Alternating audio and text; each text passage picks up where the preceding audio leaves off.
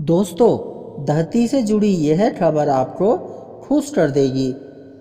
80 के दशक में ओजोन परत को लेकर आई एक रिपोर्ट ने सभी के माथे पर चिंता की लकीरें डाल दी थी। रिपोर्ट के मुताबिक घातक अल्ट्रावायलेट रेडिएशन को रोकने वाली धरती की यह परत कमज़ोर पड़ रही थी। छेद हो गया था इस ओजोन परत में। तब से हमारे सामने पर्यावरण से जुड़ी चुनौतियां बढ़ती ही गई। ग्लोबल वार्मिंग, वायु प्रदूषण, जल प्रदूषण और वनों का तेजी से कम होना इत्यादि। इनके सामने लाचार नज़र आया है इंसान। इन पर बातें तो खूब होती हैं दोस्तों, लेकिन उस हिसाब से काम नहीं हो पा रहा है। लेकिन कम से कम ओजोन परत में छेद के मामले में कुछ सफलता प्राप्त हुई है। संयुक्त राष्ट्र के इन्वायरमेंट प्रोग्राम, जिसे शॉर्ट में UNEP भी कहते हैं, तो ओजोन परत को हुए नुकसान की भरपाई करने में सफलता हासिल हुई है। दोस्तों, ओजोन परत में हुए छेद को बढ़ने से रोकने के लिए सन 1987 में मॉन्ट्रियल प्रोटोकॉल पर हस्ताक्षर किए गए थे। इसका मकसद था कि समताप मंडल यानी स्ट्रेटोस्फीयर में मिलने वाली ओजोन लेयर को कमज़ोर होने से रोकना। यह लेयर धरती की सतह से 15 से 50 किलोमीटर ऊपर पाई जाती है। इसी लेयर में उड़ान भरते हैं हमारे विमान।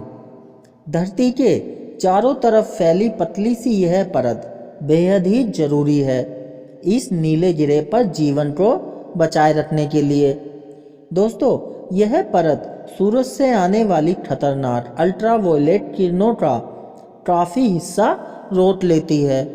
अगर ये किरणें पूरी ताकत से सीधे धरती से टकराए तो इनकी वजह से इंसानों समेत सभी जीव जंतुओं और पेड़ पौधों के DNA पर बुरा असर पड़ सकता है।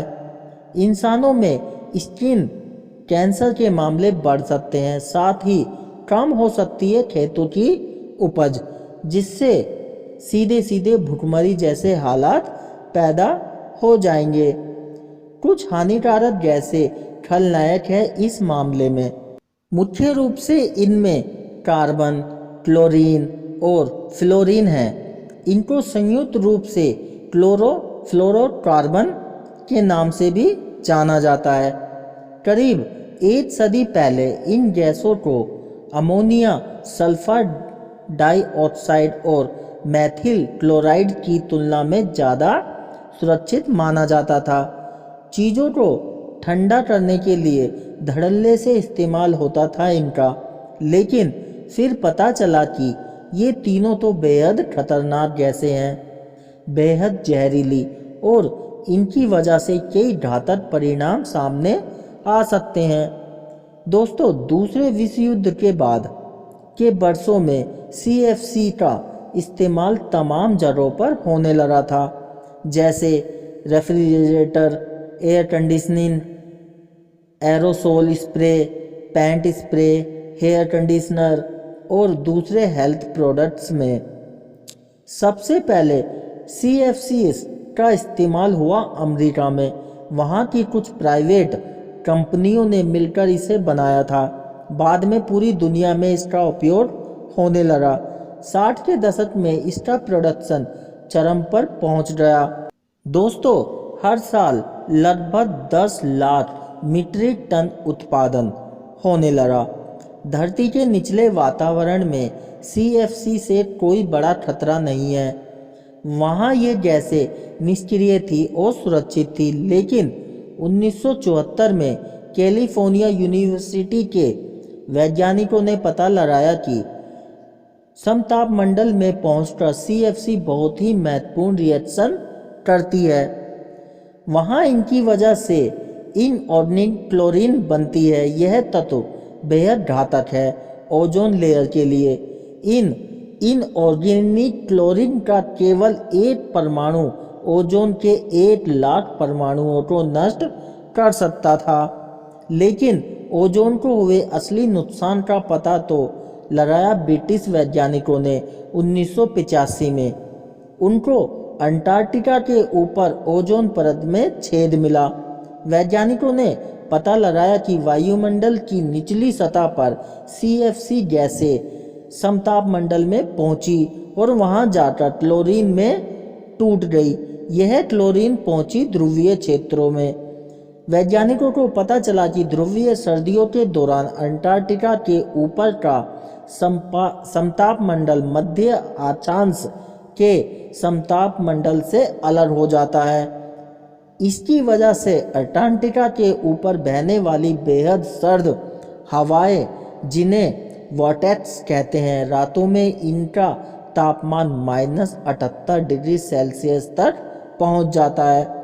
दोस्तों, CFC से निकली क्लोरीन वॉर्टेक्स में जमा होती है और जब सुबह सूरज की रोशनी मिलती है तो इनका रिएक्शन होता है ओजोन के साथ। बसंत ऋतु में अंटार्कटिका के ऊपर इसी वजह से ओजोन की परत कमज़ोर पड़ गई।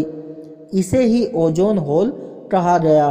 गर्मियों में यह छेद गायब हो जाता है। तब ओजोन की कमी होती है मध्य अक्षांश के ऊपर। बसंत ऋतु में ओजोन लेयर का कमज़ोर होना हर साल बढ़ता जा रहा है।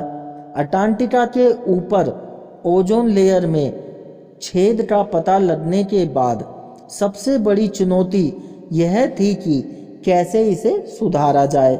संकट जीवन पर खड़ा था। इसी वजह से संयुक्त राष्ट्र पर्यावरण कार्यक्रम की ओर से 1985 में ओजोन लेयर की सुरक्षा के लिए विनिया कन्वेंशन बुलाया गया। इसके 2 साल बाद 1987 में मॉन्ट्रियल प्रोटोकॉल आया, उन चीज़ों के उत्पादन और इस्तेमाल पर रोक लगाने के लिए जिनकी वजह से ओजोन को नुकसान पहुंचता है।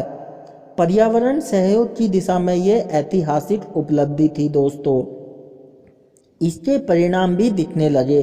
साल 2000 तक समताप में क्लोरीन और ब्रोमीन का स्तर गिरना शुरू हो गया था। दोस्तों, नासा के अर्थ साइंस डिवीजन के अनुसार 2019 में ओजोन होल का औसत एरिया 23.2 मिलियन स्क्वायर किलोमीटर रह गया था और इसमें लगातार कमी आ रही थी। NASA Goddard space flight centre में अर्थ साइंस के चीफ साइंटिस्ट पॉल न्यूमैन कहते हैं, ओजोन परत में हुआ छिद्र समय के साथ लगातार छोटा हो रहा है।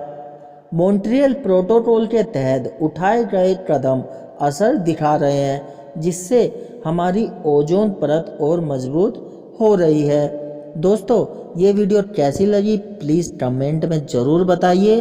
वीडियो को लाइक नहीं किया तो वीडियो को लाइक कर दीजिए और हमारे यूट्यूब चैनल को सब्सक्राइब कर दीजिए। मिलते हैं नेक्स्ट वीडियो में।